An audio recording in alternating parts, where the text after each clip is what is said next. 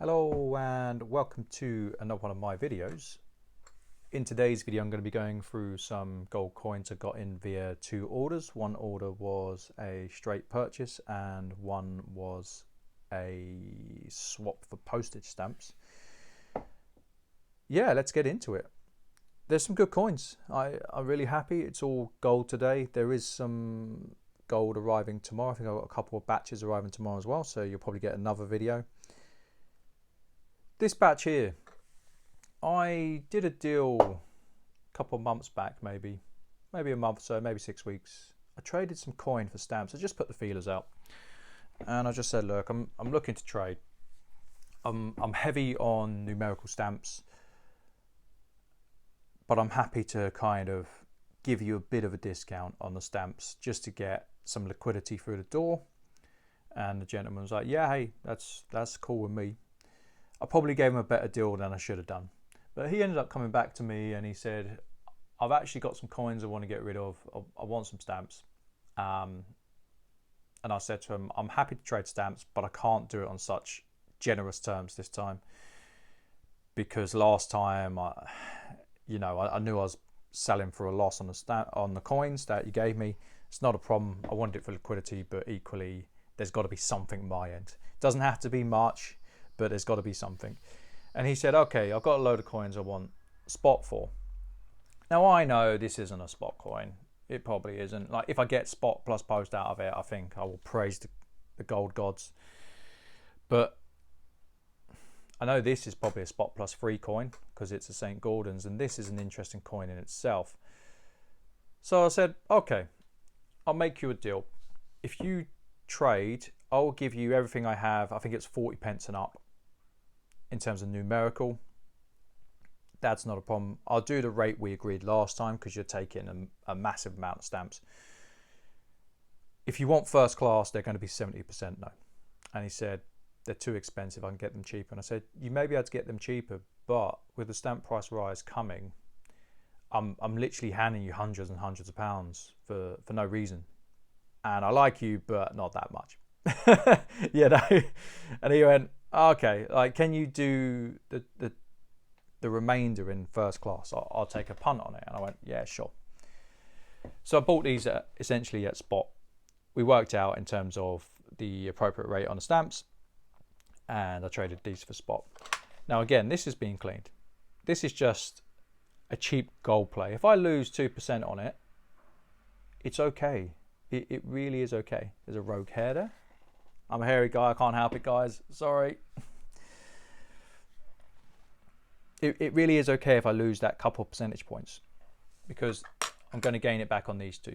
I don't have to necessarily monetize or make a profit on these. I just have to cash flow them. There's no chance I was going to be able to cash flow £3,500 worth of stamps at the same rate without the trade. And what's coming up? It's the end of tax year. So I have no problem with this trade whatsoever. If anything, I feel we both have done okay out of it because he's secured his cheap stamps like supply for whatever he's trading, and I've managed to get the cash flow. I think it's a win-win for everyone involved.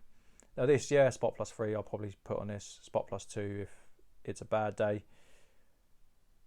It's not a bad example. I do like my pre-33. Anyone who knows me knows I like my pre-33. Not the best example, but at spot plus 3, you can't really go wrong on this. It's got the motto. And last but not least on the trade, I got this, which is, it's interesting in itself. This isn't a rare coin. It's not. 1877. Anyone who knows their way around Google will know that this is a 10 million mintage plus coin. However, it is a rare coin because you don't see them. I was led to believe that the reason you don't see this type of coin is because they weren't meant to leave Spain under the dictatorship they had. Now, someone correct me if I'm wrong, because I could be wrong on that. But that was my understanding of it. You tend to learn something new every day. So yeah, that was the trade for stamps. I'm very happy with that deal. I think we've both done very well out of it. Now, the next lot I bought, this was a straight up purchase. I do need to pay for it. Gentleman who I've been dealing with, He's been moving his collection up to the better pieces, which is fine. He's had a lot of bullion pieces, a lot of nice bullion pieces, and he just said, I want some nicer coins. He's just been selling them to me, and then he's been going out and purchasing the coins he wants, which is fair enough. I call them legacy pieces. Important tip for legacy pieces as well. If you're buying something with the idea that you want the best of what you can get in order to pass it down, make sure you leave relevant notes for the people you're passing it down to. Sometimes what will happen is legacy pieces will end up in the wrong hands when they've been passed down, and they go to someone like a cash for gold guy, which it's not fantastic. Sometimes I get cash for gold guys sell to me, and it's like, I will pay the customer more money than the cash for gold guy. But that's business.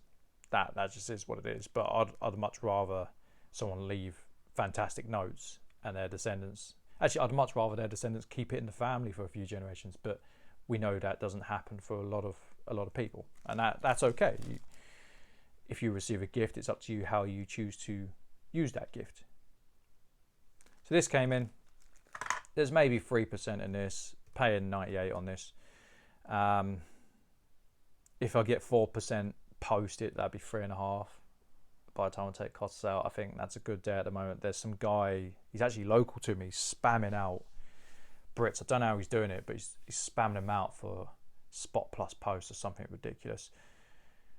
Hey, it's competitive field. You know, I'm not worried about that myself. I just pay accordingly. There was 2 Swiss Miss, a term popularized by another YouTube channel. Again, these are nice bullion. These are restrikes. I believe when I checked these, they're over 20 million mintage. However, they were made over several years and stamped with the 1935 LB mark. I will never have a problem someone bringing these to me. They're not necessarily expensive coins in terms of premium. I just think they're nice. I just think they're nice coins. I think everyone should have one of these in their collection because it's just a nice coin. Lady Helvetia. Oh, Lady Helvetia? I don't know. God, I've just had a moment there. Did I get that wrong? I've always called it Helvetia, but if someone is Swiss, please correct me. Not a problem. There was one nice sovereign. Again, this is nice bullion. I'm not sure if I sold this to the gentleman. I'm not sure. Typically, I'd charge spot plus 10 to 15 on something like this, depending on how the market is. It's not worth grading, but it's a nice example. And last but not least, there was 3 of these. Again, you know I like my pre-33. Why that came in upside down, I have no idea.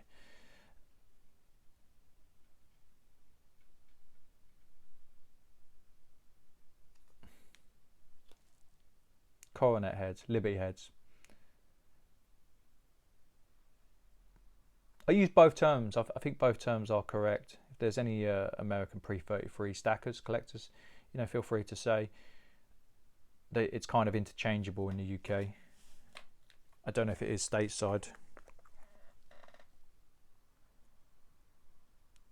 Again, like these are not worth grading, but it's history. You know that's passed through several hands. You know it's had a rich, diverse lifetime. I think that's what makes pre-33 very interesting in itself.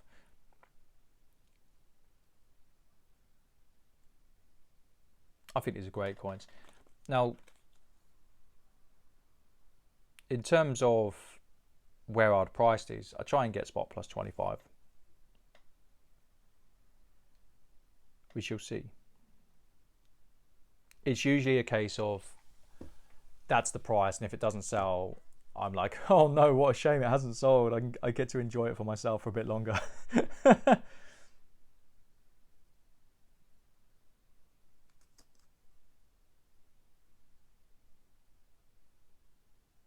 Lovely. If you're going to ask me my favourite, that is hard. I like a lot of these coins, if I'm completely honest. I'm going to go for this one on this occasion. I think it's a nice little coin. In terms of pricing, again, this is probably spot plus 25, spot plus 30. It's not a spot coin. It never should have been sold as a spot coin, but equally, I guess he's done me a favour. Not a problem with that. Well, I did him a favour as well, so it works both ways. But yeah, I think I prefer this. I need to settle for these. I haven't paid the gentleman yet. I haven't worked it out. I literally just opened it. I was like, I need to film this before I get really tired. Hope you've enjoyed the video, and I'll see you on the next one.